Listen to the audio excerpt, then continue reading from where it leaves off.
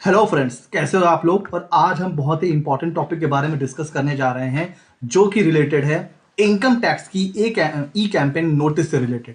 जी हाँ फ्रेंड्स, पिछले 2-4 दिनों में आपका भी या आपके अगर कोई क्लाइंट है तो उनका मैसेज आपके पास ज़रूर आया होगा कि सर एक नोटिस आया है हमारे पास इनकम टैक्स की तरफ से। कुछ इस तरह से मैसेजेस आ रहे हैं टैक्स पेयर के पास, जिन्होंने आईटीआर फाइल कर दिया है उनके पास भी, जिन्होंने आईटीआर फाइल नहीं किया है उनके पास भी।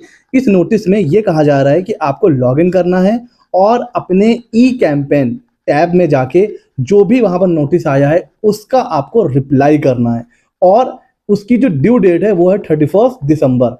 वैसे तो नोटिस में किसी को 1 जनवरी 3 जनवरी ऐसे डेट आ रही होंगी, बट मैं आपको बता रहा हूं कि आपको 31 दिसंबर से पहले अगर वो 22-23 फाइनेंशियल ईयर से रिलेटेड है तो आपको रिप्लाई कर देना है।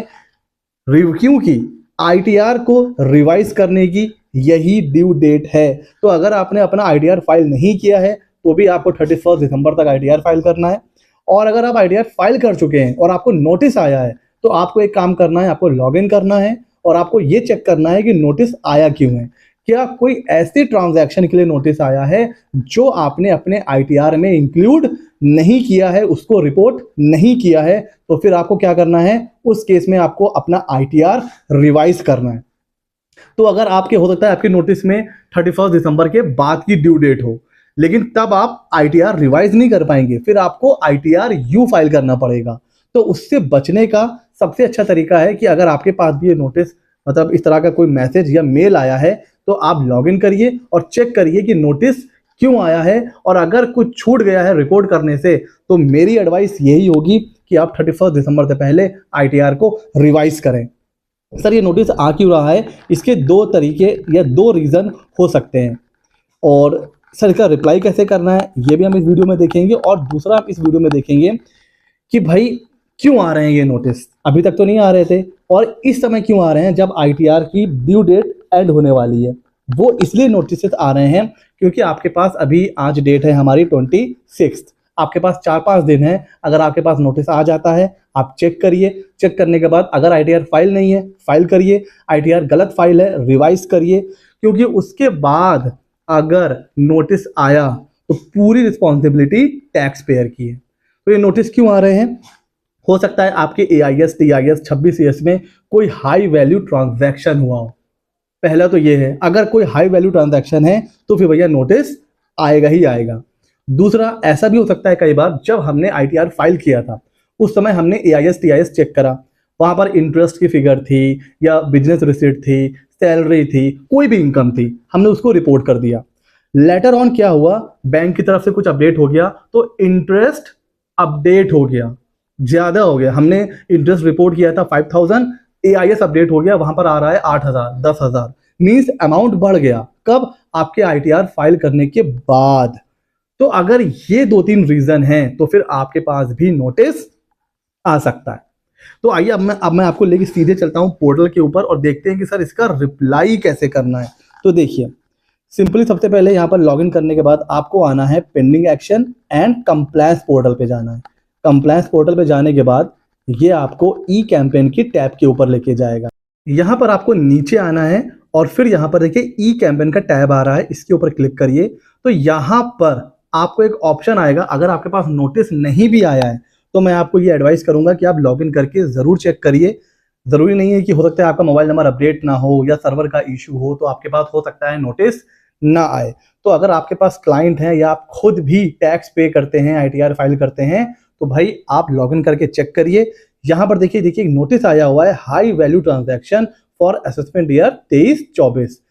क्लिक करेंगे पेंडिंग के ऊपर, नीचे आ रहा है कि भाई आपके एआईएस टीआईएस में कुछ हाई वैल्यू ट्रांजैक्शन है, वहां पर जाकर आपको फीडबैक देना है।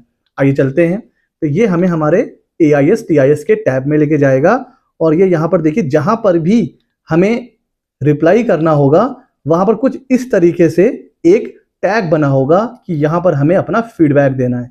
इस पर हम क्लिक करेंगे और यहां पर देखिए एक्सपेक्टेड आ रहा है, इसके ऊपर करेंगे क्लिक और नीचे आने के बाद देखिए फीडबैक टाइप आ रहा है। अब आपको यह बताना है कि ये जो हाई वैल्यू ट्रांजैक्शन आ रहा है आपके एआईएस टीआईएस में, ये करेक्ट है, करेक्ट नहीं है, या information relates to other year, हो सकता है किसी और ईयर की इंफॉर्मेशन है इस ईयर में शो हो रही है, या फिर ये डुप्लीकेट है, या फिर ये इंफॉर्मेशन आपकी है ही नहीं। तो जितने भी ये ई कैंपेन के नोटिस आ रहे हैं उसमें आपको इसी तरह रिप्लाई करना है और डरने की नीड नहीं है। मैंने हमेशा बोला है, लोग नोटिस देख करके डर जाते हैं।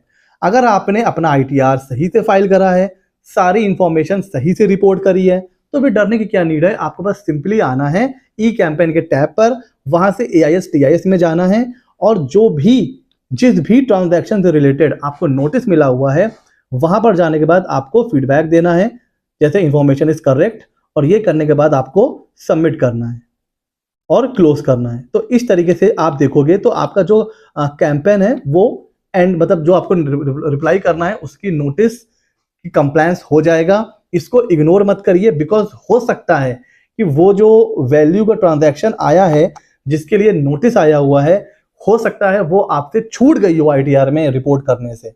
तो आप ये मत सोचिए कि मैंने तो एआईएस चेक कर लिया था, टीआईएस देखने के बाद मैंने आईटीआर फाइल किया है तो मुझे तो कोई नीड नहीं है, मुझे नोटिस नहीं आ सकता है। देखिए ईआईएस टीआईएस बाद में भी कई बार अपडेट होता है, बिकॉज ये लिंक होता है सामने वाला जब अपना टीडीएस का रिटर्न फाइल करता है, या जब थर्ड पार्टी कोई आपके पैन पर कोई भी इंफॉर्मेशन अपडेट करती है तो उससे एआईएस और टीआईएस जो है वो अपडेट होता है।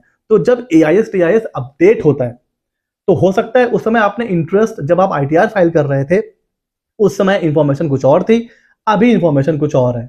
और ये किसी भी हेड में हो सकता है, सैलरी हेड में भी हो सकता है, इंटरेस्ट में हो सकता है, हाउस प्रॉपर्टी, अदर सोर्स, किसी भी हेड में ये आपका इंफॉर्मेशन अपडेट हो सकती है और उस वजह से ही ये नोटिस इशू हो रहे हैं। तो अगर सारी इंफॉर्मेशन सही है, आपने आईटीआर में रिपोर्ट किया है, तो सिंपली एआईएस टीआईएस में जाइए, वहां पर फीडबैक सबमिट कर दीजिए और चिल करिए। ठीक हो गया जी।